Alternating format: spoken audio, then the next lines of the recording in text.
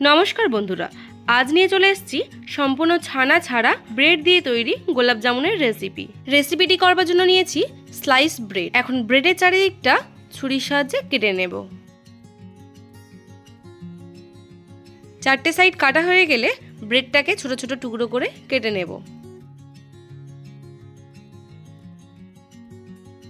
ঠিক এভাবে বাকি ব্রেডগুলোকেও কেটে নেব।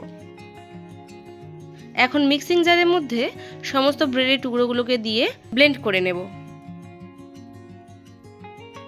দেখুন খুব ভালোভাবে ব্লেন্ড করা হয়ে গেছে। এখন একটা বোলের মধ্যে এটাকে ঢেলে নেব। এখন এরই মধ্যে অ্যাড করছি liquid milk. Liquid milk use করবার সময় অল্প অল্প করে ব্যবহার করবেন, যাতে না মিশ্রণটা পাতলা হয়ে যায়। এখন এটাকে হাত দিয়ে ভালোভাবে মেখে সফট একটা ডো তৈরি করে নেব। দেখুন মিশ্রণটার মধ্যে আরও কিছুটা পরিমাণ দুধ আমি দিয়ে দেব। এখন এভাবে খুব ভালোভাবে ডলে ডলে মাখিয়ে নেব। ভালোভাবে ডলে না নিলে মিষ্টির গাগুলো ফেটে যেতে পারে।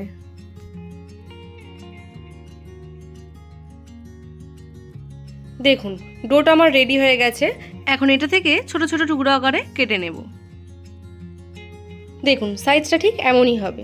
এখন এটাকে দুই হাতের সাহায্যে মসৃণ একটা বল তৈরি করে নেব। তবে লক্ষ্য রাখবেন গায়ে যেন কোনো ফাটা ফাটা ভাব না থাকে। ঠিক এইভাবে সমস্ত বলগুলোকে বানিয়ে নেব। দেখুন সব বলগুলো রেডি হয়ে গেছে। এখন অন্যদিকে চিনির একটা শিরা বানিয়ে নেব। কড়াইতে দিয়ে দিলাম 1 কাপ পরিমাণ চিনি আর 1.5 কাপ পরিমাণ জল। এখন এটাকে ভালোভাবে ফুটিয়ে নেব। আর এরই মধ্যে দিয়ে দেবো 2টো এলাচ দুটোকে আমি ফাটিয়ে দেব। খুব ভালোভাবে চিনিগুলো গলে গেছে। আর দেখুন চিনি শিরাটা একদম রেডি। এখন এটাকে নামিয়ে অন্যদিকে আরও একটি কড়া বসিয়ে দিয়ে দেব পরিমাণ মতো সাদা তেল। তেল গরম হয়ে যাওয়ার পর একে একে মিষ্টির বলগুলোকে তেলের মধ্যে দিয়ে দেব। এটাকে লো টু মিডিয়াম ফ্লেমেই ভাজবেন, নইলে পুড়ে যাবে।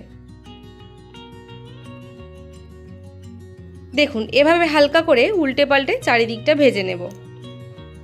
দেখুন বন্ধুরা কালারটা আস্তে আস্তে চেঞ্জ হয়ে যাচ্ছে।